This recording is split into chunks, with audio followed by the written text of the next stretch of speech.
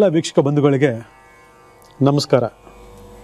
3/12/21/30 ಯಾರ್ಯಾರು ಈ ತಾರೀಕಿನಲ್ಲಿ ಬರ್ತ್ ಆಗಿದ್ದೀರಾ, ಯಾರು ಜನಿಸಿದ್ದೀರಾ, ಇವರನ್ನ ಆಳ್ತಕ್ಕಂಥ ಗ್ರಹ ಬಂದು ಗುರು ಗ್ರಹ. ನಿಮ್ಗೆಲ್ಲರೂ ಗೊತ್ತಿರ್ತಕ್ಕಂಥ ವಿಚಾರ. ಗುರು ಯಾರಿಗೆ ಬೇಡ? ಗುರು ಎಲ್ಲರಿಗೂ ಬೇಕು. ಆದರೆ ನಾವು ಹೇಳ್ತಕ್ಕಂತಹ ಗುರು ಬೇರೆ, ನೀವು ತಿಳ್ಕೊಂಡಿರ್ತಕ್ಕಂಥ ಗುರು ಬೇರೆ. ನಾವು ಹೇಳ್ತಿರೋದು ನವಗ್ರಹ ಇರ್ತಕ್ಕಂಥ ಗುರು ಭಗವಾನ್.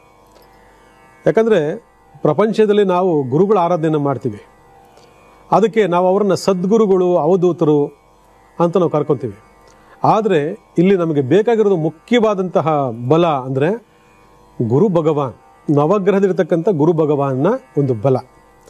3/12/21/30 ತಾರೀಕಲ್ಲಿ ಯಾರು ಬರ್ತಾ ಇದ್ದೀರಾ, ಗುರುವಿನ ಸಂಪೂರ್ಣ ಅನುಗ್ರಹ ಇರುತ್ತೆ ಅಂದರೆ ಅದು ತಪ್ಪಾಗ್ತದೆ. ಒಬ್ಬ ಗುರುವನ್ನು ಓಲೈಸ್ಕೋಬೇಕು ಅಂತಂದರೆ ಭಾಳಷ್ಟು ಕಾರ್ಯಕ್ರಮ ಹೇಳಿದ್ವಿ. ಗುರು ಯಾವಾಗಲೂ ಹಿಂದೆ ಇರಬೇಕು, ಗುರಿ ಮುಂದೆ ಇರಬೇಕು ಅಂತ. ಈ ಗುರಿ ಮತ್ತು ಗುರು ಯಾರು ಇರೋಲ್ಲ ಜೀವನದಲ್ಲಿ ತುಂಬ ಕಷ್ಟ ಆಗುತ್ತೆ. ಅದು ಇವತ್ತಿನ ಕಾಲ ಪರಿಸ್ಥಿತಿಯಲ್ಲಿ ಕೂಡ ತುಂಬ ಕಷ್ಟ ಆಗುತ್ತೆ. ಜ್ಯೋತಿಷಾಸ್ತ್ರ ಅಂತಕ್ಕಂಥದ್ದು ಒಂದು ಗುರುವೇ, ಸಂಖ್ಯಾಶಾಸ್ತ್ರ ಅಂತಕ್ಕಂಥದ್ದು ಒಬ್ಬ ಗುರುವೇ, ಮಾರ್ಗದರ್ಶನ. ಇಲ್ಲಿ ಈ 3/12/21/30 ಈ ತಾರೀಕಲ್ಲಿ ಹುಟ್ಟಿರ್ತಕ್ಕಂತಹ ವ್ಯಕ್ತಿಗಳಿಗೆ ಯಾವ್ಯಾವ ರೀತಿಯಾದ ಕಾಯಿಲೆಗಳು ಬರಬಹುದು? ಗುರುಬಲ, ಗುರು ಇದ್ಬಿಟ್ರೆ ಏನು ಬೇಕಾದ್ರೂ ಆಡ್ಬೋದು ಅಂತ ಭಾಳ ಜನ ಅಂದ್ಕೊಂಡಿರ್ತೀರ. ಆ ಗುರುವೇ ನೀಚನಾಗೋಗಿದ್ದಾಗ ಏನೇನು ಕಾಯಿಲೆ ಕೊಡ್ತೇನೆ ಅಂತಂದರೆ, ಎಲ್ಲರಿಗೂ ಗೊತ್ತಿರ್ತಕ್ಕಂಥ ಒಂದು ಕಾಯಿಲೆ ಅಂತಂದರೆ ಅದು ಶುಗರ್. ಅದು ಶುಗರ್ ನೋಡಿ, ಎಲ್ಲರ ಮನೆಯಲ್ಲೂ ಒಬ್ಬರಲ್ಲೊಬ್ಬರು ತಪ್ಪಿಲ್ಲ. ಇವತ್ತಿನ ಕಾಲಮಾನದಲ್ಲಂತೂ 99% ಇದ್ದಾರೆ. ಎಲ್ಲ ಏನು ಅನ್ಕೊಂಡ್ಬಿಟ್ಟಿದ್ದಾರೆ ಅಂತಂದರೆ, ಶುಗರ್ ಬಂತಾ, ಓ ನಿಮ್ಮ ಅಪ್ಪನಿಗಿತ್ತಾ, ನಿಮ್ಮ ಅಮ್ಮನಿಗಿತ್ತಾ, ನಿಮ್ಮ ತಾತನಿಗಿತ್ತಾ, ಓ ಅದಕ್ಕೆ ಬಂದಿದೆ ಹೆರಿಡಿಟಿ. ಅದು ತಕ್ಕಾಗೆ ನಮ್ಮ ಮೆಡಿಕಲ್ ಮಾಫಿಯಾ ಕೂಡ ಇದೆ ನೋಡಿ. ಎಷ್ಟೋ ಜನ ಗೊತ್ತಿಲ್ಲ ಶುಗರು ವಾಸಿ ಆಗುತ್ತೆ ಅಂತಕ್ಕಂಥದ್ದು. ಶುಗರ್ನ ವಾಸಿ ಮಾಡ್ಬೋದು ನಾವು. ಮಧುಮೇಹ ಅಂತ ನಾವು ಕರಿತೀವಿ ಕನ್ನಡದಲ್ಲಿ. ಆ ಮಧುಮೇಹ ರೋಗವನ್ನು ನಾವು ನಿವಾರಣೆ ಮಾಡ್ಕೋಬಹುದು. ಅದು ನಮ್ಗೆ ಗೊತ್ತಿಲ್ಲ. ಇವತ್ತಿನ ಮೆಡಿಕಲ್ ಮಾಫಿಯಾ ಏನು ಹೇಳುತ್ತೆ, ಇದು ವಾಸಿ ಆಗಲ್ಲ, ನೀವು ಮೇಂಟೈನ್ ಮಾಡ್ತಾ ಇರಬೇಕು. ಎಲ್ಲಿವರೆಗೂ? ಸಾಯೋವರೆಗೂ ನೀನು ಮಾತ್ರ ಇಂಜೆಕ್ಷನ್ ತಗೋತಾ ಇರಬೇಕು. ಯಾಕೆ ಹೇಳಿ, ಎಷ್ಟು ಕೋಟಿ ಜನಗಳಿಗೆ ಈ ಶುಗರ್ ಅನ್ನೋ ಕಾಯಿಲೆ ಇದೆ. ಅಷ್ಟು ಜನ ಸಾಯೋವರೆಗೂ ಮೆಡಿಸಿನ್ ಪರ್ಚೇಸ್ ಮಾಡ್ತಾ ಇರ್ತಾರೆ. ಯಾರಿಗೂ ಹೋಗ್ತಿರುತ್ತೆ ದುಡ್ಡು? ಯೋಚನೆ ಮಾಡಿ. ಅದಕ್ಕೆ ಅವರು ಏನು ಮಾಡ್ತಾರೆ, ಇದು ವಾಸಿ ಆಗದಿರೋಂಥ ಕಾಯಿಲೆ, ನೀವು ಲೈಫ್ ಲಾಂಗ್ ಬದುಕಿರೋವರೆಗೂ ನೀವು ಮೆಡಿಸಿನ್ ತಗೋತಾ ಇರಬೇಕು, ಶುಗರ್ ಮೇಂಟೈನ್ ಮಾಡ್ತಾ ಇರಬೇಕು. ಹಂಗಿದ್ರೆ ನಿಮಗೆ ಎಲ್ಲ ಓಕೆ. ಇಲ್ಲಾಂದರೆ ಕಿಡ್ನಿ ಹಾಳಾಗುತ್ತೆ, ದೃಷ್ಟಿ ಹೋಗುತ್ತೆ, ಅದು ಹೋಗುತ್ತೆ, ಇದು ಹೋಗುತ್ತೆ, ಕೊನೆಗೆ ಪ್ರಾಣನೇ ಹೋಗುತ್ತೆ ಅಂಥೇಳಿ ಎದುರಿಸ್ತಾರೆ. ಎಷ್ಟು ಜನಕ್ಕೆ ಗೊತ್ತಿಲ್ಲ ಇದು. ಆದರೆ ಯಾಕೆ ಗೊತ್ತಿಲ್ಲ ಅಂತಂದರೆ, ಜ್ಯೋತಿಷಾಸ್ತ್ರದಲ್ಲಿ ಶುಗರ್ ಬರೋದಕ್ಕೆ ಬಹಳ ಮುಖ್ಯವಾದ ಕಾರಣ ಗುರುಗ್ರಹ. ಗುರುಗ್ರಹ ಗುರುವಿನ ಒಂದು ನೀಚ ದೃಷ್ಟಿಯಿಂದ, ಗುರುವಿನ ನೀಚತ್ವದಿಂದ ನಮಗೆ ಈ ಕಾಯಿಲೆ ಬರುತ್ತೆ ಅಂದರೆ ಅದು ಹೆರಿಡಿಟಿಯಿಂದ ಬಂದಿರೋದು ಅಂತೇಳಿ ಒಪ್ಕೊಂಡು ಇವತ್ತು ಮೆಡಿಸಿನ್ ತಗೊಂಡು ವೈದ್ಯಕೀಯ ಕ್ಷೇತ್ರವನ್ನು ಬೆಳೆಸ್ತಾ ಇದ್ದಾರೆ. ಇವತ್ತು ಕರೋನಾ ಬಂದು ವೈದ್ಯಕೀಯ ಕ್ಷೇತ್ರ ಯಾವ ರೀತಿ ಧನದಾಹಿಗಳಾಗಿದ್ದಾರೆ ಅನ್ನೋದು ಪ್ರಪಂಚ ಗೊತ್ತಾಗಿದೆ. ಆದರೆ ಇದನ್ನು ಬಿಟ್ಬಿಟ್ಟು ಎಷ್ಟೋ ಕಾಯಿಲೆಗಳು, ವಾಸಿಯಾಗೋ ಕಾಯಿಲೆಗಳನ್ನು ಕೂಡ ವಾಸಿ ಆಗಲ್ಲ, ಮೆಡಿಸಿನ್ ತಿಂತಾ ಇರಬೇಕು ಅಂತ ಹೇಳೋದನ್ನು ಕೇಳಿಕೊಂಡು ಇವತ್ತು ಮೆಡಿಸಿನಲ್ಲಿ ಜೀವನ ಮಾಡ್ತಿದ್ದೀರಾ. ಏನು ಹೇಳೋಣ ಇದಕ್ಕೆ ನಾವು? ಅದರಿಂದ ಯಾವುದೇ ಆದಂತಹ ಒಂದು ದೀರ್ಘಾವಧಿ ಕಾಯಿಲೆಗಳು, ವಾಸಿನೇ ಆಗದಿರೋ ಕಾಯಿಲೆಗಳು ಅಂತ ಬಂದಾಗ ಅದು ಪ್ಲಾನೆಟರಿ ಇನ್ಫ್ಲುಯೆನ್ಸ್ ಅಂದರೆ ಗ್ರಹಗತಿಗಳ ಪ್ರಭಾವದಿಂದ ಉತ್ಪನ್ನ ಆಗಿರ್ತಕ್ಕಂಥದ್ದು. ಅದಕ್ಕೆ ನಾವು ಕರ್ಮದೋಷಗಳು, ಜನ್ಮದೋಷಗಳು ಅಂತ ನಾವು ಕರಿತೀವಿ. ಆ ಕರ್ಮದೋಷಗಳು, ಜನ್ಮದೋಷಗಳು ನಾವು ಮಧುಮೇಹ, ಶುಗರ್ ಮುಖಾಂತರ ನಾವು ಅನುಭವಿಸ್ತಾ ಇದ್ದೀವಿ ಅಂತಂದರೆ ಅದನ್ನು ಖಂಡಿತವಾಗಿ ವಾಸಿ ಮಾಡ್ಕೊಳ್ಬೋದು. ನಾವು ವಾಸಿ ಮಾಡ್ಕೊಳ್ತೀವಿ, ನಾನು ಮೆಡಿಸಿನ್ ಕೊಡ್ತೀನಿ ಅಂತಂದರೆ ಬಿಡೋದೇ ಇಲ್ಲ. ಯಾರು ಬಿಡೋದಿಲ್ಲ? ನಿಮಗೆಲ್ಲ ಗೊತ್ತಿರ್ತಕ್ಕಂಥದ್ದೇ. ಆದರೆ ಅಷ್ಟೊಂದು ಬೆಳೆಸೋದಕ್ಕೆ ಕಾರಣ ಆಗಿರ್ತಕ್ಕಂಥದ್ದು ಯಾರು? ನಾವುಗಳು ಜ್ಯೋತಿಷಾಸ್ತ್ರ ಪ್ರಕಾರ ಈ ಮೂಲ ಕಾರಣವನ್ನು ಹುಡುಕಿ ಅದನ್ನು ಸರಿಪಡಿಸ್ಕೊಂಡು ವೈದ್ಯಕೀಯ ಚಿಕಿತ್ಸೆಯನ್ನು ತಗೊಂಡು ನಾವು ಪರಿಪೂರ್ಣವಾಗಿ ಆರೋಗ್ಯವಂತರಾಗಿದ್ದರೆ ಇವತ್ತು ಎಷ್ಟೋ ಜನ ಶುಗರ್ ಪೇಷಂಟ್ಗಳು ನಾರ್ಮಲ್ ಆಗೋಗಿದ್ದಾರೆ, ಶುಗರ್ ವಾಸಿ ಮಾಡ್ಕೊಂಡಿದ್ದಾರೆ. ನಮ್ಮಲ್ಲಿ ಇದೆ ಎಷ್ಟೋ ಲಕ್ಷಾಂತರ ಉದಾಹರಣೆಗಳಿದ್ದಾವೆ. ಗೊತ್ತಿಲ್ಲದೆ ಇರೋರು ಪಾಪ ಈ ಕರ್ಮಫಲನ ಅನುಭವಿಸಿರ್ತಕ್ಕಂಥವ್ರು ಅನುಭವಿಸ್ಕೊಂಡೇ ಹೋಗ್ತಾ ಇದ್ದಾರೆ. ಆದರೆ ಇದಕ್ಕೆ ಪರಿಹಾರ ಇದೆ, ಹೇಳ್ಕೊಡ್ತೀನಿ. ಇನ್ನು ನೆಕ್ಸ್ಟು ಇದಾದ ಮೇಲೆ ಭಾಳ ವಿಶೇಷವಾಗಿ ಗುರುಗ್ರಹ ಅಂತಂದ್ರೆ ಯಾವ ಪ್ರಕೃತಿ ಅಂತ ನಾವು ತಿಳ್ಕೋಬೇಕು. ಯಾವ ಪ್ರಕೃತಿ? ವಾತ, ಪಿತ್ತ, ಕಫ. ಇದರಲ್ಲಿ ಯಾವ ಪ್ರಕೃತಿ ಅಂದರೆ ಕಫ ಮತ್ತು ವಾತ ಪ್ರಕೃತಿ. ನಾವು ನೆನ್ನೆ ಕೂಡ ಕಾರ್ಯಕ್ರಮ ಹೇಳಿದ್ವಿ ನಾವು ಚಂದ್ರನಿಗೆ ಕಫ ಮತ್ತು ವಾತ ಪ್ರಕೃತಿ ಅಂತ. ಗುರುವಿಗೂ ಇದೇ ಅನ್ವಯ ಆಗ್ತದೆ. ಕಫ ಮತ್ತು ವಾತ ಪ್ರಕೃತಿ. ಇಲ್ಲಿ ವಿಶೇಷವಾಗಿ ಭಾದ್ರಪದ ಮಾಸ ಮತ್ತು ಪುಷ್ಯ ಮಾಸಗಳಲ್ಲಿ ಬಹಳ ಕೇರ್ಫುಲ್ ಆಗಿರಬೇಕು. ಪರ್ಟಿಕ್ಯುಲರ್ಗೆ 3, 12, 21, 30 ತಾರೀಕು ಇರತಕ್ಕಂಥವ್ರು. ಯಾಕಂದರೆ ಸೀಸನ್ ವೈಸ್ ಕಾಯಿಲೆಗಳು ಅಂತ ಹೇಳ್ತೀವಿ. ಕಾಲದೋಷದ ಪರಿಣಾಮವಾಗಿ ಸೀಸನ್ ವೈಸ್ ಬರ್ತಕ್ಕಂಥದ್ದು ಪರಿಸರದಿಂದ. ಮತ್ತಷ್ಟು ಮಾತಾಡ್ತೀನಿ, ವೆಯ್ಟ್ ಮಾಡ್ತಾರೆ. 3, 12, 21, 30 ಬಹಳ ಪ್ರಮುಖವಾಗಿ ಕಾಣ್ತಕ್ಕಂಥದ್ದು, ಬ್ರಹ್ಮಾಂಡವಾಗಿ ಬೆಳೆದಿರ್ತಕ್ಕಂಥದ್ದು ಶುಗರ್, ಮಧುಮೇಹ ಕಾಯಿಲೆ. ಅದಾದಮೇಲೆ ಕಾಮಾಲೆ ಅಂತ ಒಂದು ರೋಗ ಇದೆ. ಕಾಮಾಲೆ ಬರೋದಕ್ಕೂ ಗುರುವಿನ ನೀಚ ದೃಷ್ಟಿಯೇ ಕಾರಣ. ಲಿವರ್ ಸಂಬಂಧಪಟ್ಟಂತಹ ಎಲ್ಲ ತೊಂದರೆಗಳು ಕೂಡ ಉತ್ಪನ್ನ ಆಗೋದಕ್ಕೆ ಇದೇ ಕಾರಣ.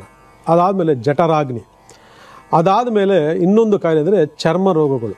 ನೋಡಿ, ಮುಖ ಎಲ್ಲ ಪಿಂಪಲ್ಸ್ ಬಂದಿರ್ತದೆ, ಗೊತ್ತೇ ಇರಲ್ಲ ನಮಗೆ. ಏನೇನೋ ಟ್ರೀಟ್ಮೆಂಟ್ಗಳು ತಗೋತೀವಿ, ಅದಂತೆ ಇದಂತೆ ಹಾಗಂತೆ ಹೀಗಂತೆ ಅಂತ. ಈ ಪಿಂಪಲ್ಸ್ ಮುಖದಲ್ಲಿ ಪಿಂಪಲ್ಸ್ ಬರೋದಕ್ಕೆ, ಮೈಯಲ್ಲಿ ಸಣ್ಣ ಸಣ್ಣ ಗುಳಿಗಳು ಅಲ್ಲಲ್ಲೇ ಬರೋದಕ್ಕೆ ಇದು ಮೂಲ ಕಾರಣ ಈ ಗುರುವಿನ ಪ್ರಭಾವ. ಅದಾದಮೇಲೆ ಎಸ್ಪೆಷಲಿಗೆ ಚರ್ಮ ರೋಗಗಳು ಅಂತಕ್ಕಂಥದ್ದು ಏನಾದ್ರು ಇತ್ತು ಅಂತಂದಾಗ ಭಾಳಷ್ಟಿದ್ದಾವೆ. ಎಸ್ಪೆಷಲಿಗೆ ಈ ವೈಟ್ ಪ್ಯಾಚಸ್, ತೊನ್ನು ಅಂತ ಹೇಳ್ತೀವಲ್ಲ, ತೊನ್ನು, ವೈಟ್ ಪ್ಯಾಚಸ್ಸು, ಅಂದರೆ ಜೊತೆ ಕೆಲವು ಕಾಂಬಿನೇಷನ್ಗಳಿದ್ದಾವೆ. ಅದು ಮುಂದಿನ ಕಾರ್ಯಕ್ರಮ ಹೇಳ್ಕೊಡ್ತೀನಿ. ಅಂದರೆ ಭಾಳ ಪ್ರಮುಖವಾದಂತಹ ಇದು. ಈಗ ವೈಟ್ ಪ್ಯಾಚನ್ ತಗೊಂಡಾಗ ಗುರು ಅಂಡ್ ರಾಹು ಸಂಯೋಗ ಅಂತ ಹೇಳ್ತೀವಿ. ಆ ಕೆಲವು ಕಾಂಬಿನೇಷನ್ ಬಂದಾಗ ಆಯಾ ಪ್ರಾಬ್ಲಮ್ಸ್ಗಳನ್ನು ನಾವು ನೋಡ್ಬೋದು. ಆದರೆ ಎಸ್ಪೆಷಲಿಗೆ ಈ ಗುರುವಿನಿಂದ ಬರ್ತಕ್ಕಂತಹ ಪ್ರಮುಖವಾದಂಥ ಭಾಗಗಳು ಇದು: ಮಧುಮೇಹ, ಕಾಮಾಲೆ, ಶುಗರು ಅಂತೇನು ಹೇಳ್ತೀವಿ. ಅದಾದಮೇಲೆ ಹೊಟ್ಟೆ ಪ್ರಾಬ್ಲಮ್, ಜಠರಾಗ್ನಿ. ಆ ಜಠರಾಗ್ನಿಗೆ ಸಂಬಂಧಪಟ್ಟಂತಹ ಹೊಟ್ಟೆ ಸಂಬಂಧಪಟ್ಟಂಥ ಪ್ರಾಬ್ಲಮ್ಗಳು, ಗ್ಯಾಸ್ಟ್ರಿಕ್ ಅಂತ ಹೇಳ್ತೀವಿ, ಗ್ಯಾಸ್ಟ್ರಿಕ್ಕು, ವಾಯುತತ್ವ ಸಂಬಂಧಪಟ್ಟಂಥ ತೊಂದರೆಗಳು. ಅದಾದಮೇಲೆ ಮಾಂಸಖಂಡಗಳಲ್ಲಿ ಅತೀವಾಗಿರ್ತಕ್ಕಂಥ ನೋವು. ಭಾಳ ಜನ ಇವತ್ತು ಸ್ವಲ್ಪ ಏಜ್ ಬರ್ತಿದ್ದಂಗೆ ಭಾಳ ಜನ ಫೇಸ್ ಮಾಡ್ತಿರ್ತಾರೆ, ನನಗೆ ಮಾಂಸಖಂಡಗಳೆಲ್ಲ ನೋವಾಗ್ತಿದೆ ಅಂತೇಳಿ. ಅದು ಕಾರಣ ಇದು. ಕಿಡ್ನಿಗೆ ಜ್ವರ ಬರುತ್ತಂತೆ. ನೋಡಿ, ಎಷ್ಟು ಜನ ಗೊತ್ತಿಲ್ಲ ಇದು. ಕಿಡ್ನಿಯಲ್ಲಿರ್ತಕ್ಕಂಥ ಹಲವಾರು ಸಮಸ್ಯೆಗಳಲ್ಲಿ ಕಿಡ್ನಿ ಜ್ವರ ಬರ್ತಕ್ಕಂಥದ್ದು ಗುರುವಿನ ಸಂಬಂಧಪಟ್ಟಂಥ ದೋಷದಿಂದ. ಈ ರೀತಿ ಹಲವಾರು ಪ್ರಾಬ್ಲಮ್ಸ್ಗಳನ್ನು ನಾವು ಫೇಸ್ ಮಾಡ್ತಿದ್ರು ಕೂಡ ನಿಮಗೆ ಸಲಹೆ ಕೊಡ್ತಕ್ಕಂಥದ್ದು ಏನಪ್ಪ ಅಂತಂದರೆ, ಒಂದು ಗ್ರಹ ಚಿಕಿತ್ಸೆ, ಇನ್ನೊಂದು ವೈದ್ಯಕೀಯ ಚಿಕಿತ್ಸೆ. ನೀವು ಯಾವ್ದು ಬೇಕಾದ್ರೂ ತಗೊಳ್ಳಿ. ನೋಡಿ, ಎಸ್ಪೆಷಲಾಗಿ ನವಗ್ರಹಗಳಲ್ಲಿ ನಿಮಗೆ ಹೋಮಿಯೋಪತಿ ಆಗುತ್ತಾ, ಅಲೋಪತಿ ಆಗುತ್ತಾ, ಆಯುರ್ವೇದ ಆಗುತ್ತಾ, ಅಥವಾ ಯುನಾನಿ ಆಗುತ್ತಾ, ಅಥವಾ ನಾಟಿ ಮದ್ದಾಗುತ್ತಾ ಅಂತಕ್ಕಂಥದ್ದು ಭಾಳ ಸ್ಪಷ್ಟವಾಗಿ ಹೇಳ್ತಿದೆ. ಅದನ್ನು ಮುಂದಿನ ಕಾರ್ಯಕ್ರಮ ಹೇಳ್ಕೊಡ್ತೀನಿ. ಎಲ್ಲನೂ ಮಿಕ್ಸಪ್ ಮಾಡಲಿಕ್ಕೆ ಕಷ್ಟ. ಫಸ್ಟ್ ಒಂದೊಂದೊಂದು ಹೇಳ್ಕೊಂಡು ಆಮೇಲೆ ಅದಕ್ಕೆ ಸುಣ್ಣ ಬಣ್ಣ ಏನೇನು ಬೇಕೋ ಎಲ್ಲ ಮಾಡ್ಕೊಂಡು ಹೋಗೋಣ. ಇಲ್ಲಿ ನಮಗೆ ಈ ಜ್ಞಾನೋದಯ ಇಲ್ಲ ಅಂತಂದಾಗ ನಾವು ಬದಲಾವಣೆ ಮಾಡ್ಕೊಳ್ಳೋಕ್ಕೆ ಸಾಧ್ಯ ಇಲ್ಲ. ನೋಡಿ, ಈಗ ಪರಿಹಾರ ಇದೆ ಶುಗರ್ಗೆ ಅಂತ ತಕ್ಷಣ ಎಷ್ಟೋ ಜನ ಖುಷಿ, ಅಯ್ಯೋ ಹೌದಾ ಪರಿಹಾರ ಇದೆ, ಏನು ಮಾಡ್ಕೋಬೇಕು ಹೇಳಿ ಅಂತ. ನಿಮಗೆ ಈ ನಕ್ಷತ್ರ ಸಂಬಂಧಪಟ್ಟಂಥ ಕಾರ್ಯಕ್ರಮಗಳಲ್ಲಿ ನಾವು ಹೇಳಿದ್ದೀವಿ, ಒಂದೊಂದು ಗ್ರಹಗಳ ಶಾಪ ಇರ್ತದೆ. ಅವರು ಹಿಂದೆ ಮಾಡಿರ್ತಕ್ಕಂಥ ಕೆಲವು ಪಾಪ ಕರ್ಮಗಳಿಂದ ಈ ಜನ್ಮದಲ್ಲಿ ಹಲವಾರು ರೋಗ ರುಜಿನಗಳಿಗೆ, ಕಷ್ಟ ಕಾರ್ಪಣ್ಯಗಳಿಗೆ ಸಿಗಾಕೊಂಡು ನರಳ್ತಾರೆ ಅಂತ. ಅದರಲ್ಲಿ ಈ ರೋಗ ಕೂಡ ಒಂದು. ಅದರಿಂದ ಈ ರೀತಿ ಬರ್ತಕ್ಕಂಥ ಎಲ್ಲ ಸಮಸ್ಯೆಗಳನ್ನು ನಾವು ಪೂರ್ವಜನಿಂದ ಕೇಳ್ಕೊಂಬಂದಿರ್ತಕ್ಕಂಥದ್ದು, ನಮ್ಮ ಕುಟುಂಬದ ವಂಶವಾಹಿನಿಂದ ಕೇಳ್ಕೊಂಬಂದಿರ್ತಕ್ಕಂಥದ್ದು, ಅಥವಾ ಈ ಜನ್ಮದಲ್ಲಿ ನಾವೇನಾದರೂ ಮಾಡ್ತಿದ್ದೀವಿ ಅಂತಂದರೆ ಅದಕ್ಕೆ ಬರುವಂಥದ್ದು, ಇವೆಲ್ಲ ಎಸ್ಪೆಷಲ್ ನಡೀತಾ ಬರ್ತದೆ. ಆಮೇಲೆ ಕಿವಿ ಯಾರು ಕೇಳಿಸಲ್ಲ. ಕಿವಿಗೆ ಸಂಬಂಧಪಟ್ಟಂಥ ಯಾವುದೇ ತೊಂದರೆಗಳಿದ್ರೆ, ಅದು ಎಸ್ಪೆಷಲಿಗೆ ಬಲ ಕಿವಿಗೆ ಸಂಬಂಧಪಟ್ಟಂಥ ಯಾವುದೇ ತೊಂದರೆಗಳಿದ್ರು ಕೂಡ ಇದು ಗುರುವಿಗೆ ಸಂಬಂಧಪಟ್ಟಂಥ ಪ್ರಾಬ್ಲಮ್ಗಳು. ಅದಾದಮೇಲೆ ವಿಶೇಷವಾಗಿ ಇನ್ನೊಂದು ಕಾಯಿಲೆ ಸುಖ ರೋಗಗಳು ಅಂತಿವೆ. ಸುಖ ರೋಗಗಳು ಅಂದರೆ ನಾವೇನು ಸುಖ ಪಡಿತೀವಿ ಫಿಸಿಕಲಿ ಅನ್ನೋದು ತಿಳ್ಕೊಬೇಕು ನೀವು. ಆ ಫಿಸಿಕಲಿಗೆ ಸಂಬಂಧಪಟ್ಟಂಥ ಸುಖ ರೋಗಗಳಿಗೆ ಕಾರಣಕರ್ತ ಆಗಿರ್ತಕ್ಕಂಥನೋ ಇವನು. ಯಾಕಂದರೆ ಸ್ಕಿನ್, ಚರ್ಮ ಅಂತ ಒಂದು ಬರ್ತದಲ್ಲಿ. ಆ ಸ್ಕಿನ್ನು, ಚರ್ಮ ಅಂತ ಬಂದಾಗ ಅಲ್ಲಿ ಬರ್ತಕ್ಕಂಥ ಡಿಸೀಸ್ಗಳಿಗೆ ಕಾರಣಕರ್ತ ಆಗಿರ್ತಕ್ಕಂಥನೋ ಈ ಗುರು. ನಾವು ಅನ್ಕೊಂತೀವಿ ಎಲ್ಲಿ ಬೇಕಾದ್ರೂ ಸುಖ ಪಟ್ಕೊಂಡ್ಬಿಡ್ಬೋದು, ಹೇಗೆ ಬೇಕಾದ್ರೂ ಸುಖ ಪಟ್ಬಿಡ್ಬೋದು ಅಂತ ನಾವು ಅನ್ಕೊಂತೀವಿ. ಆದರೆ ಆ ಕರ್ಮ ದೋಷಗಳು ಅಂತಕ್ಕಂಥದ್ದು ಯಾವಾಗ, ಎಲ್ಲಿ, ಹೇಗೆ ಉತ್ಪನ್ನ ಆಗುತ್ತೆ ಅನ್ನೋದ್ರ ಬಗ್ಗೆ ಯಾರಿಗೂ ಅರಿವಿರೋದಿಲ್ಲ. ಆ ಮೂಮೆಂಟ್ಸ್ ಇದಕ್ಕೆ ಎಳ್ಕೊಂಡು ಹೋಗ್ತದೆ ನಮಗೆ, ಅಲ್ಲಿ ತನಕ ಕರ್ಕೊಂಡು ಹೋಗ್ತದೆ ನಮಗೆ ಗೊತ್ತೇ ಆಗಲ್ಲ. ಆದರೆ ಅದು ಉತ್ಪನ್ನ ಆದಾಗಿದೆಯಲ್ಲ, ಆ ನರಕ ಸದರ್ಶ ಇದೆಯಲ್ಲ, ಆ ಉತ್ಪನ್ನದಾಗ ನನ್ನ ಶತ್ರುವಿಗೂ ಬೇಡಪ್ಪ, ಯಾಕಾದರೂ ಈ ಪಾಪಕರ್ಮ ಮಾಡೋದು ನಾನು ಅಂತೇಳಿ ಅಳುತ್ತೀರ ನೋಡಿ, ಅವಾಗ ಯಾವ ದೇವರು ಬಂದು ಕಾಪಾಡಲ್ಲ. ಇದನ್ನೇ ಕರ್ಮ ಫಲಗಳು ಅಂತ ಕರಿತೀವಿ. ಅದಕ್ಕೆ ಅವತ್ತಿನ ಕಾಲದಲ್ಲೂ ಕೂಡ ಒಂದು ಸಂಪ್ರದಾಯವನ್ನ ನಮ್ಮ ಹಿರಿಯರು ಹಾಕೊಟ್ಟಿದ್ದಾರೆ. ಒಂದು ಸಂಸ್ಕಾರವನ್ನು ಹಾಕೊಟ್ಟಿದ್ದಾರೆ. ನಿಮ್ಮದು ಅಂತ ಒಂದಿರುತ್ತೆ, ಅಲ್ಲಿ ಸುಖಪಡು. ನಿಂದು ಅಂತ ಒಂದು ಮನೆ ಇರ್ತದೆ, ಅಲ್ಲಿ ಸುಖಪಡು. ನಿಂದು ಅಂತ ಹಣ ಇರ್ತದೆ, ಅದ್ರಲ್ಲಿ ಸುಖಪಡು. ಬೇರೆ ಕಣ್ಣಾಕ್ಬೇಡ, ಆಸೆ ಪಡಬೇಡ, ದುರಾಸೆ ಪಡಬೇಡ. ನೋಡಿ ಎಷ್ಟೊಂದು ಮಿತಿಲಿಟ್ಟಿದ್ದಾರೆ. ನಾವೇನಾದರೂ ಕೇಳ್ತಾ ಇದ್ದೀವ? ನಾವು ಕೇಳಲಿಲ್ಲ ತಾನೇ, ಅನುಭವಿಸಿ. ಆಗ ಈ ಜ್ಯೋತಿಷಾಸ್ತ್ರ, ಗ್ರಹಗಳಿಗೆ ಸಂಬಂಧಪಟ್ಟಂಥ ಶಾಸ್ತ್ರ, ಇದರಲ್ಲಿ ಇಂಥ ಹಲವಾರು ಅದ್ಭುತ ವಿಚಾರಗಳಿದೆ ಅನ್ನೋದ್ರ ಬಗ್ಗೆ ನಮಗೆ ಜ್ಞಾನೋದಯನೇ ಆಗೋದಿಲ್ಲ. ವರ್ಷಾನುಗಟ್ಟಲೆ ಮಾತ್ರೆ ನುಂಗು ಇಂಜೆಕ್ಷನ್ ತಗೋ ಅಲ್ವೇನಮ್ಮ? ಇವತ್ತು ಯಾಕೆ ಈ ಒಂದು ಪರಿಸ್ಥಿತಿ ಬರೋದು ಕಾರಣ ಏನು? ನಾವು ಇದನ್ನು ಮರೆತಿದ್ದೀವಿ.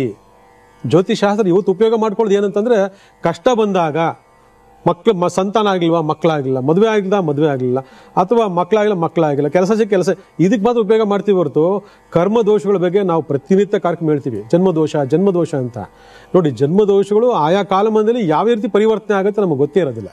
ಅದಕ್ಕೆ ಕೈಗನ್ನಡಿ ಅಂತಕ್ಕಂಥದ್ದು ಯಾವುದಂದ್ರೆ ಇದು ಏನು ಜಾತಕ, ನಿಮ್ಮ ಜಾತಕ ನಿಮ್ಗೆ ಗೊತ್ತಿರಲ್ಲ. ನನ್ನ ಲಗ್ನ ಸ್ಥಾನ ಏನಿದೆ, ಭಾಗ್ಯಸ್ಥಾನ ಏನಿದೆ, ಪೂರ್ವ ಪುಣ್ಯ ಸ್ಥಾನ ಏನಿದೆ ನಿಮ್ಗೆ ಗೊತ್ತಿರೋದಿಲ್ಲ.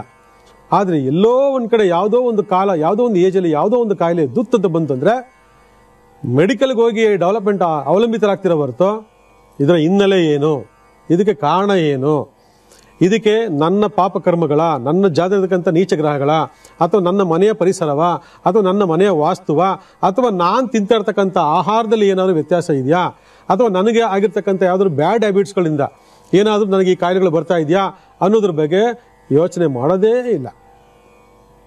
ಬಂದಿದೆ, ಡಾಕ್ಟರ್ ಹೋಗ್ಬೇಕು, ಮೆಡಿಸಿನ್ ತಗೋಬೇಕು, ತಿಂತಾ ಇರ್ಬೇಕು ಲೈಫ್ ಲಾಂಗು. ಇದು ಯಾವ ಕರ್ಮ ಇದು? ಈ ಕರ್ಮಗಳನ್ನು ನಾವು ಅರ್ಥ ಮಾಡ್ಕೊಳ್ದೆ ಈ ಥರ ಎಲ್ಲ ಮಾಡ್ತಿದ್ದಾಗ ತಾನೇ ಧನದಾಹಿಗಳು ಕೆಲವು ಸಂದರ್ಭಗಳಲ್ಲಿ ಅತಿ ಹೆಚ್ಚಾಗಿ ವಿಜೃಂಭಿಸೋದು. ಅದಕ್ಕೆ ನಾವೆಲ್ಲ ಬಲಿ ಆಗ್ತಿದ್ವಲ್ಲ. ಅದರಿಂದ ಪ್ರತಿ ದಿನ 24 ಗಂಟೆ ಟೈಮ್ ಇರ್ತದೆ. ಅದರಲ್ಲಿ 1 ಗಂಟೆಯನ್ನು ನಿಮ್ಮ ಆರೋಗ್ಯದ ಕಡೆ ಗಮನ ಕೊಡಿ ಅಂತೇಳಿ ಆವತ್ತಿನ ಕಾಲದಲ್ಲೇ ಯೋಗ, ಧ್ಯಾನ, ಮೆಡಿಟೇಷನ್ಸು, ಸಂಗೀತ, ಪ್ರಕೃತಿ ಚಿಕಿತ್ಸೆ ಮತ್ತು ಆಯುರ್ವೇದವನ್ನು ಅಳವಡಿಸ್ಕೊಳ್ಳಿ ಅಂತೇಳಿ ನಮ್ಮ ಹಿರಿಯರು ಅವತ್ತಿನ ಕಾಲದಿಂದ ಹೇಳ್ಕೊಳ್ತಾ ಬಂದರು. ಈ ಶುಗರ್ ವಾಸಿ ಮಾಡೋದಕ್ಕೆ ಬರೀ ಒಂದು ಬೂಂದಿ, ಯಾವುದು ಸಿಹಿ ಬೂಂದಿಯನ್ನು ದಾನ ಮಾಡೋ ಮುಖಾಂತರ ಶುಗರ್ನ ವಾಸಿ ಮಾಡ್ಕೋಬೋದು ಅನ್ನೋ ಸತ್ಯ ಎಷ್ಟೋ ಜನಕ್ಕೆ ಗೊತ್ತಿಲ್ಲ. ಇವತ್ತು ಕೇಳಿದ್ರೆ ನಕ್ಕು ಬಿಡ್ತಾರೆ. ಬೂಂದಿ ದಾನ ಮಾಡಿಬಿಟ್ರೆ ಇದು ಹೋಗ್ತದ ಅಂತ. ಮಾಡಿ ನೋಡಿ. ಯಾರಾದರೂ ಸದ್ಗುರುಗಳ ಒಂದು ದೇವಸ್ಥಾನದಲ್ಲಿ ರಾಘವೇಂದ್ರ ಸ್ವಾಮಿ ಆಗಿರ್ಬೋದು, ಶಿರ್ಡಿ ಸಾಯಿಬಾಬಾ ಆಗಿರ್ಬೋದು, ದತ್ತಾತ್ರೇಯ ಆಗಿರ್ಬೋದು, ಅಥವಾ ಯಾವ್ದಾದ್ರು ಮಠ ಮಾನ್ಯಗಳಿರ್ತಕ್ಕಂತಹ ಅದ್ಭುತವಾಗಿರ್ತಕ್ಕಂಥ ಸಮಾಧಿಸಿರ್ತಕ್ಕಂಥ ಗುರುಗಳ ಸನ್ನಿಧಿ ಆಗಿರ್ಬೋದು, ಪ್ರತಿ ಗುರುವಾರ ಯಾರ್ಯಾರಿಗೆ ಶುಗರ್ ಇದೆ ಅವರೆಲ್ಲರೂ ಕೂಡ ಸಿಹಿ ಬೂಂದಿ ತಗೊಂಡೋಗ್ಬಿಟ್ಟು ಆ ಭಗವಂತನ ಹೆಸರಲ್ಲಿ ದಾನ ಮಾಡ್ತಾ ಬನ್ನಿ ನೋಡಿ. ಈ ಥರ ಹಲವಾರು ವಿಚಾರಗಳು ನಮ್ಮಲ್ಲಿದ್ದಾವೆ. ಕರಿಬೇವಿನ ಎಲೆಯನ್ನು ಬೆಳಗಿನ ಜಾವ ಸೇವನೆ ಮಾಡಿದ್ರೆ ಸಾಕು ಶುಗರು ಹೊಟ್ಟೋಗ್ತದೆ. ಎಷ್ಟು ಜನ ಗೊತ್ತಿದೆ ಇದು? ಎಷ್ಟೋ ಜನ ಹೇಳ್ತಾರೆ ಆಯುರ್ವೇದದವರು, ಅವೆಲ್ಲ ಸುಳ್ಳು ರೀ, ಮಾಡೋ ಕೆಲಸ ಅಂತಾರೆ. ಯಾಕಂದ್ರೆ ಇವನು ಒಳಗಡೆ ಒಂದು ವಿಧಿ ಕರ್ಮ ಅದನ್ನು ಅನುಭವಿಸ್ಬೇಕು ಅಂತಿರ್ತದೆ. ಅದಕ್ಕೆ ಸಾಕ್ಷಾತ್ ಭಗವಂತ ಧನ್ವಂತರಿ ಮಹಾವಿಷ್ಣು ಬಂದು ನೀನು ಬೆಳಗ್ಗೆ ಇವತ್ತು ಬೇವಿನ ಸೊಪ್ಪು ತಿನ್ನಪ್ಪ, ಕರಿಬೇವಿನೆಲ್ಲ ತಿನ್ನಪ್ಪ, ನಿನಗೆ ವಾಸಿ ಆಗುತ್ತೆ ಅಂತ ಹೇಳ್ತಾರೆ. ಕೇಳೋಣ ಅವರೇ ಮಾಡೋ ಕೆಲಸನ ನಿಮಗೆ ಅಂತಾರೆ. ಯಾಕಂದ್ರೆ ಅವ್ನು ಒಳಗಡೆ ಇರ್ತಕ್ಕಂಥ ಕರ್ಮ ಏನಾಗುತ್ತೆ, ಅದೆಲ್ಲ ಸುಳ್ಳು ಅಂತ ಹೇಳಿಸ್ತಾ ಇರ್ತದೆ. ಅದಾದ್ಮೇಲೆ ಅದನ್ನು ಅನುಭವಿಸು ಅಂತ ಹೇಳ್ತಾ ಇರ್ತದೆ. ಅರ್ಥ ಆಯ್ತಾ? ವಿಧಿ ಹೆಂಗೆ ಕೆಲಸ ಮಾಡುತ್ತೆ, ಇದಕ್ಕಿಂತ ದಿವಸ ಬೇರೆಲ್ಲ ಯೋಚನೆ ಮಾಡಿ. ಇದಕ್ಕೆ ಪರಿಹಾರಗಳೇನು ಹೇಳ್ಕೊಡ್ತೀನಿ, ವೆಯ್ಟ್ ಮಾಡ್ತಾರೆ. 3, 12, 21, 30 ಈ ತಾರೀಕು ಹುಡ್ತಕ್ಕಂತಹ ವ್ಯಕ್ತಿಗಳು, ಎಲ್ಲ ಗ್ರಹಗಳು, ಆದರೆ ಆಯಾ ಸಂಖ್ಯೆ ಬಂದಾಗ ನಾವು ಹೇಳ್ತಾನೆ ಇದ್ದೀವಿ. ವಿಶೇಷವಾಗಿ ಆಹಾರ ಬಲ್ಲವನಿಗೆ ರೋಗವಿಲ್ಲ ಅಂತ ಹೇಳ್ತಾರೆ. ಈ 3, 12, 21, 30 ತಾರೀಕು ಹುಡ್ತಕ್ಕಂಥವ್ರು ಯಾವ ಆಹಾರವನ್ನು ಹೆಚ್ಚೆಚ್ಚು ಬಳಸಬೇಕು? ಎಲ್ಲವನ್ನೂ ತಿನ್ನಿ. ಏನು ತಿಂತಾ ಇದ್ದೀವಿ ಅಂತ ನೋಡ್ಕೊಂಡು ತಿನ್ನಿ, ನೋಡಿಕೊಂಡು ಭಜಿಸಿ. ಆದರೆ ಕೆಲವೊಂದು ಪರ್ಟಿಕ್ಯುಲರ್ ಆಹಾರಗಳು, ಅದು ಹಣ್ಣಾಗಿರ್ಬೋದು, ದವಸ ಆಗಿರ್ಬೋದು, ಧಾನ್ಯ ಆಗಿರ್ಬೋದು, ಪರ್ಟಿಕ್ಯುಲರ್ಗೆ ಇಂಥದ್ದೇ ತಿನ್ನಬೇಕು ಅಂತ ಇರ್ತದೆ. ಆದರೆ ಎಸ್ಪೆಷಲಿಗೆ ಈ 3, 12, 21, 30 ತಾರೀಕಲ್ಲಿ ಯಾರು ಹುಟ್ಟಿದ್ದೀರಾ, ಗುರುವಾರ ಯಾರು ಹುಟ್ಟಿದ್ದೀರಾ, ಧನುರ್ಲಗ್ನ ಮೀನ ಲಗ್ನದಲ್ಲಿ ಯಾರು ಹುಟ್ಟಿದ್ದೀರಾ, ಅಥವಾ ಮೀನರಾಶಿ ಧನುರ್ರಾಶಿ, ಯಾಕಂದ್ರೆ ಇವೆಲ್ಲ ಗುರುವಿಗೆ ಸಂಬಂಧಪಟ್ಟಂಥ ಸಂದರ್ಭಗಳೇ. ಅದರಲ್ಲಿ ಎಸ್ಪೆಷಲಾಗಿ ಏನು ಮಾಡಬೇಕಂದ್ರೆ ಈ ಆಪಲ್ ಜಾಸ್ತಿ ಯೂಸ್ ಮಾಡ್ತಾ ಬನ್ನಿ. ಆಪಲ್ ಯಾರಿಗೆ ಇಷ್ಟ ಇಲ್ಲ? ಡಾಕ್ಟರ್ ಹೇಳ್ತಾರೆ ಒಂದು ಆಪಲ್ ತಿನ್ನಿ, ರೋಗದಿಂದ ದೂರವಿರಿ ಅಂತ ಹೇಳ್ತಾನೆ ಡಾಕ್ಟ್ರು. ಅದರಿಂದ ಆಪಲ್ ಜಾಸ್ತಿ ತಿನ್ನಿ. ಚೆರ್ರಿ ಹಣ್ಣು ಕೆಂಪಿಗಿರ್ತೈತೆ, ಚೆರ್ರಿ ಹಣ್ಣು ಅದನ್ನು ತಿನ್ನಿ. ಅದಾದಮೇಲೆ ದಾಳಿಂಬೆ ಎಸ್ಪೆಷಲಿ ಭಾಳ ಅದ್ಭುತವಾಗಿರ್ತಕ್ಕಂಥ ರೋಗ ನಿರೋಧಕ ಶಕ್ತಿ ಕೊಡ್ತಕ್ಕಂಥ ದಾಳಿಂಬೆ ಜಾಸ್ತಿ ತಿನ್ನಿ. ಅದಾದಮೇಲೆ ಬಾದಾಮಿ, ಅದಾದಮೇಲೆ ಆರೆಂಜ್ ಮತ್ತು ಗೋಧಿ ಧಾನ್ಯವನ್ನು ಹೆಚ್ಚೆಚ್ಚು ಬಳಕೆ ಮಾಡ್ಕೊಳ್ತಾ ಬನ್ನಿ. ನೋಡಿ, ಈ ರೀತಿಯೆಲ್ಲ ಕೆಲವೊಂದು ಪರ್ಟಿಕ್ಯುಲರ್ ಆಗಿ ನಾವೊಂದು ಸಿಸ್ಟಮನ್ನು ಅಳವಡಿಸ್ಕೊಂಡಾಗ ನಾವು ಎಂತಹ ಕೊರೋನಾ ಬಂದರೂ ಕೂಡ ನಾವು ಎದುರ್ಕೊಳ್ಳೋ ಅವಶ್ಯಕತೆ ಇಲ್ಲ. ಯಾಕಂದರೆ ಆಹಾರ ಬಲ್ಲವನಿಗೆ ಯಾವುದೇ ರೋಗವಿಲ್ಲ. ನಾವು ತಿನ್ನೋ ಆಹಾರದಲ್ಲೇ ಹಲವಾರು ಔಷಧಿಗಳನ್ನು ನಮ್ಮ ದೇಹ ಉತ್ಪತ್ತಿ ಮಾಡ್ಕೊಂಡಿರ್ತದೆ. ಅದನ್ನೇ ರೋಗ ರಕ್ಷಾ ಕವಚ ಅಂತ ನಾವು ಕರಿತೀವಿ. ಆ ರೋಗ ರಕ್ಷಾ ಕವಚ ಯಾರಿಗೆ ಇರೋದಿಲ್ಲ ಅವರಿಗೆ ಹಲವಾರು ರೋಗಗಳು ದಾಳಿ ಇಟ್ಟಾಗ ಒಳ ಪ್ರವೇಶ ಮಾಡ್ತದೆ. ಆ ಥರ ಅವಕಾಶ ಮಾಡಿಕೊಟ್ಟವ್ರು ಯಾರು? ನಾವುಗಳೇ. ನಮಗೆಲ್ಲ ಗೊತ್ತಿರ್ತದೆ, ಎಲ್ಲ ತಿಳ್ಕೊಂಡಿರ್ತೀವಿ. ಅದನ್ನು ತಿನ್ನಬೇಕು, ಅದನ್ನು ಮಾಡಬೇಕು, ಇಂಥ ಕಡೆ ಸ್ನಾನ ಮಾಡಬೇಕು, ಇಂಥ ಕಡೆ ಮಲಗಬೇಕು, ಈಗೆಲ್ಲ ಇರ್ತದೆ. ಬಟ್ ಮಾಡೋಕ್ಕಾಗಲ್ಲ. ಯಾಕೆ ಮಾಡೋಕ್ಕಾಗಲ್ಲ? ಎಲ್ಲವನ್ನೂ ಗೊತ್ತಿರ್ತದೆ, ಆದರೆ ಮಾಡೋಕ್ಕಾಗಲ್ಲ. ಯಾಕೆ ಮಾಡೋಕ್ಕಾಗಲ್ಲ? ಕರ್ಮಫಲಗಳು. ನಿಮಗೆ ಕರ್ಮಫಲಗಳು ನೀಚವಾಗಿದ್ದಾಗ ಅವು ನಿಮಗೆಲ್ಲ ಗೊತ್ತಿದ್ರು ಮಾಡೋಕ್ಕೆ ಬಿಡಲ್ಲ. ಈಗ ಡಾಕ್ಟ್ರು ಅಂತೀವಿ, ಡಾಕ್ಟ್ರ್ ಕಾಯಿಲೆ ಬರಲ್ವಾ? ಎಷ್ಟೋ ಜನ ಡಾಕ್ಟ್ರುಗಳು ಕರೋನಾ ಟೈಮಲ್ಲಿ ಸತ್ತೋಗ್ಬಿಟ್ರಪ್ಪ. ಏನು ಮಾಡೋಕ್ಕಾಗ್ತದೆ? ಅಂದರೆ ಯಾರನ್ನೂ ಬಿಟ್ಟಿದ್ದಲ್ಲ ಕರ್ಮಫಲಗಳು ಅಂತಕ್ಕಂಥದ್ದು ಭಾಳ ಸ್ಪಷ್ಟವಾಗಿ ಗೊತ್ತಾಗ್ತದೆ. ಅದಕ್ಕೆ ಪ್ರತಿಯೊಬ್ಬರು ಜಾತಕವನ್ನು ಬರೆಸಿ ಜಾತಿರ್ತಕ್ಕಂಥ ಜನ್ಮದೋಷಗಳನ್ನು ಪರಿವರ್ತನೆ ಮಾಡಿಕೊಂಡು ಕಾಲಮಾನ ದೋಷ, ಎಸ್ಪೆಷಲಾಗಿ ಕೇತು ದೇಶೆ ನೆನ್ಪಿಟ್ಕೊಳ್ಳಿ, ಕೇತು ದೇಶೆ, ಕುಜ ದೇಶೆ, ಎಸ್ಪೆಷಲಿಗೆ ಬುಧ ದೇಶೆ, ರಾಹು ದೇಶೆ, ಚಂದ್ರ ದೇಶೆ, ಈ ಪರ್ಟಿಕ್ಯುಲರ್ ದೇಶಗಳಲ್ಲಿ ಈ 3, 12, 21, 30 ಈ ತಾರೀಕು ಕೊಡ್ತಕ್ಕಂತಹ ಹಲವಾರು ಜನ ಹಲವಾರು ರೀತಿಯಾಗಿರ್ತಕ್ಕಂತಹ ರೋಗ ರುಜಿನಗಳಿಗೆ ಬಲಿಯಾಗ್ತಕ್ಕಂಥದ್ದನ್ನ ನಾವು ನೋಡ್ತಾ ಇದ್ದೀವಿ. ಅದರಿಂದ ಜೀವಿತಾವಧಿಯಲ್ಲಿ ಜಾತಕವನ್ನು ಬರೆಸ್ಕೊಂಡಾಗ ಜಾತಕದ ಹಿಂದೆ ಮುಂದೆ ನಿಮಗೆ ಭಾಳ ಸ್ಪಷ್ಟವಾಗಿ ದಶಾಕಾಲಗಳನ್ನು ಉಲ್ಲೇಖ ಮಾಡಿರ್ತಾರೆ, ಎಂಟ್ರಿ ಮಾಡಿರ್ತಾರಲ್ಲಿ. ಈ ಟೈಮ್. ಅದಕ್ಕೆ ಪ್ರತಿ ವರ್ಷ ಪ್ರತಿಯೊಬ್ಬರು ಕೂಡ ನವಂಬರ್ ಟು ನವಂಬರ್ ಒಂದು ಸರಿ ಅದನ್ನು ವಿಂಗಡಣೆ ಮಾಡಿ ನೋಡ್ಕೊಳ್ಳಿ ಅಂತ ಹೇಳ್ತೀವಿ ಶಾಸ್ತ್ರ.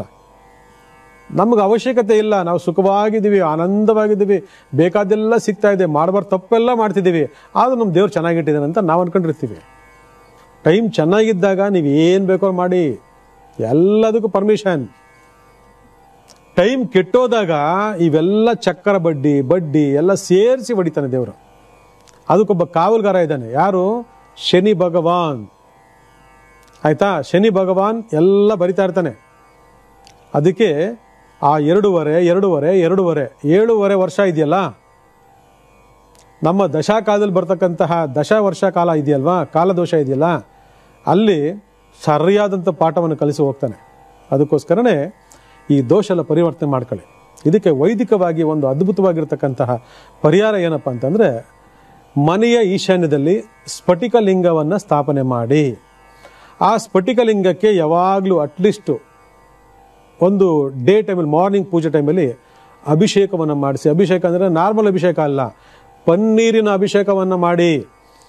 ಯಾರು ಸ್ಫಟಿಕ ಲಿಂಗಕ್ಕೆ ಪನ್ನೀರಿನ ಅಭಿಷೇಕವನ್ನು ಮಾಡ್ತೀರಾ ಅವರಿಗೆ ಸಮಸ್ತ ದೋಷಗಳು ರೋಗ ರುಜಿನಗಳು ಬರೋದಿಲ್ಲ. ಯಾಕಂದರೆ ಅವನು ಮಹಾಮೃತ್ಯುಂಜಯ. ಆ ಮಹಾಮೃತ್ಯುಂಜಯನ ಸ್ಫಟಿಕ ಲಿಂಗದ ಆಧಾರದಲ್ಲಿ ನಾವು ಸ್ಥಾಪನೆ ಮಾಡಿಕೊಂಡು ಪರಿಹಾರ ಮಾಡ್ಕೊಂಡೈತಂದರೆ ಯಾವ ಸಮಸ್ಯೆ ಬರಲ್ಲ.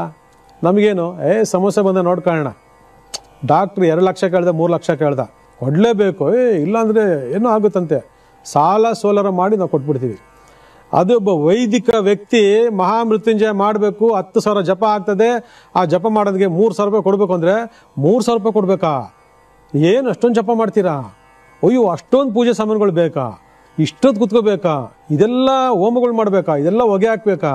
ಅಯ್ಯೋ ಇಷ್ಟೊಂದು ಖರ್ಚಾಗತ್ತಾ ಅಂತ ಎಷ್ಟು ಭೇದ ಭಾವ ವಿಂಗಡಣೆಗಳು ಮಾಡ್ತೀರಂತಂದರೆ, ಕಾಯಿಲೆ ಬಂದಾಗ ಡಾಕ್ಟ್ರ್ ಕೇಳಿದ್ರೆ ಲಕ್ಷ ತಗೊಂಡು ಸುರಿತೀರ ಅಲ್ವೇನಮ್ಮ?